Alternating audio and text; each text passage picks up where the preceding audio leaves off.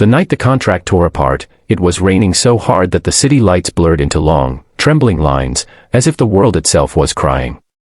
No one noticed the janitor standing in the marble hallway of the tallest glass building in the financial district, his uniform damp at the edges, his hands rough from years of scrubbing floors that never remembered his name. What no one knew was that in his trembling grip was a single document worth $4.2 billion, and within that paper lived a truth so dark it could collapse an empire built on silence, fear, and power. Before the story pulls you deeper into that night, take a second to pause. If you believe in kindness, in second chances, and in the idea that even the smallest voice can change the world, please like this video, share it with someone who needs hope, comment your thoughts, and subscribe to the channel. And tell us in the comments where you're watching from, because this story belongs to every corner of the world. His name was Daniel Carter, a single father whose life had been reduced to routines that barely held together. Every morning before sunrise, he woke to the sound of his young daughter Emily coughing softly in her sleep, her fragile lungs reminding him daily of the hospital bills stacked in a drawer he never opened anymore.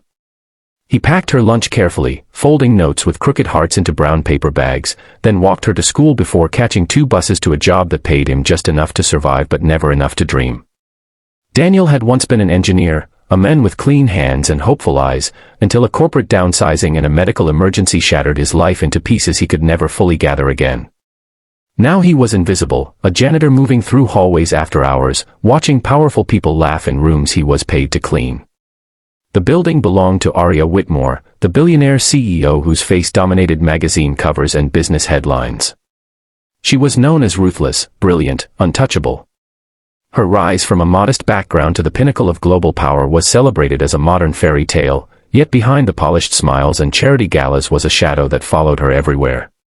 Daniel saw pieces of that shadow in the trash he emptied late at night, shredded reports, burned notes, hard drives cracked in half.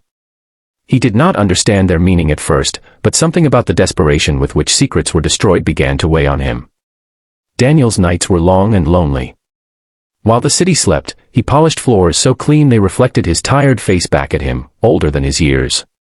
He listened to the hum of machines and the echo of his own footsteps, thinking about Emily and how brave she was despite her pain. He thought about how unfair it felt that men and women upstairs discussed numbers so large they lost meaning, while he calculated whether he could afford fresh fruit that week. Still, he believed in honesty, in quiet goodness, because those were the only things no one could take from him. Everything changed the night he was assigned to clean the executive archives, a floor usually locked and guarded. A security system glitch had opened access, and Daniel, following orders without question, pushed his cart inside. The room smelled of cold air and metal, shelves packed with sealed boxes marked with dates and project codes. As he worked, a folder slipped from a box that had been carelessly left open. Papers spilled across the floor, and instinctively, Daniel bent to gather them. That was when he saw the figures, the names, and the signatures tied to a $4.2 billion contract that had been announced as a humanitarian triumph. But the details told a different story, one of forced relocations, falsified safety reports, and communities poisoned for profit. Daniel's heart pounded as he read, not out of curiosity but confusion and fear. He had grown up in one of those forgotten towns, places where factories came promising jobs and left sickness behind. Memories flooded back of his mother's illness, of neighbors who disappeared quietly. The contract bore Aria Whitmore's signature, bold and confident, and beneath it, clauses that erased accountability. This was not just corporate greed, it was a calculated sacrifice of human lives. For days, Daniel carried the weight of that knowledge like a stone in his chest. He tried to forget it, to focus on Emily's laughter when she felt well enough to play, but the words burned into his mind. He knew what happened to people who challenged power. He also knew what happened when no one did. Each night, he returned to the archives, piecing together more fragments, understanding the full scale of the deception. The contract was the crown jewel of Aria's legacy, and it was built on lies that could ruin her forever. Aria Whitmore, meanwhile, stood at the peak of her success, unaware of the quiet storm forming beneath her feet. From her office overlooking the city, she believed she had controlled every variable, silenced every risk. Her public persona was one of empathy and vision, yet in private, she justified every ruthless decision as necessary. She told herself the world needed strong leaders, not moral hesitation. What she did not account for was the janitor whose life had been shaped by the very kind of injustice she profited from. Daniel's breaking point came when Emily collapsed at school, her small body overwhelmed by a condition worsened by environmental toxins doctors traced back to industrial exposure. Sitting in the hospital corridor, staring at flickering lights and listening to distant machines, Daniel felt something inside him harden into resolve. Silence, he realized, was a luxury he could no longer afford. If the truth destroyed him, so be it. At least his daughter would know he tried. He made copies, careful and methodical, using machines after hours, hiding files in places no one would suspect. His hands shook not with fear, but with the gravity of what he was about to do.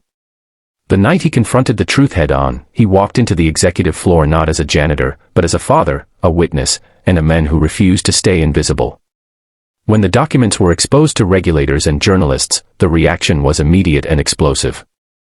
Stock markets trembled, investigations launched, and Aria Whitmore's empire cracked under the sudden weight of accountability. The contract was ripped apart in the harsh light of public scrutiny, its value reduced to ashes by the truth it tried to bury. Aria's fall was swift and merciless, her secrets unraveling one by one. Yet what made the story unforgettable was not her downfall, but Daniel's quiet strength. When reporters finally found him, they saw not a hero seeking fame, but a tired father holding his daughter's hand, asking only that no one else suffer in silence.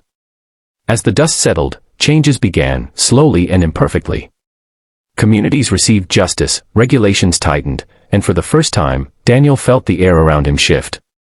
He was offered support, opportunities he never imagined, but more importantly, Emily's treatment improved, her future no longer defined solely by fear.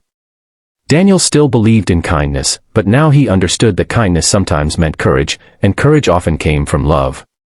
Near the end of this journey, if this story has touched your heart, if it reminded you that ordinary people can do extraordinary things, please like this video, share it, and engage with the channel. Your support keeps stories like this alive and reaching those who need them most. And before this story closes, take a moment to comment below and tell us what part moved you the most. The rain that once blurred the city lights eventually cleared, and the building that stood as a monument to unchecked power became just another structure against the sky. But somewhere beyond the glass and steel, a father walked his daughter to school under a brighter morning, knowing that even the smallest hands can hold the weight of truth, and even the quietest voices can change the world.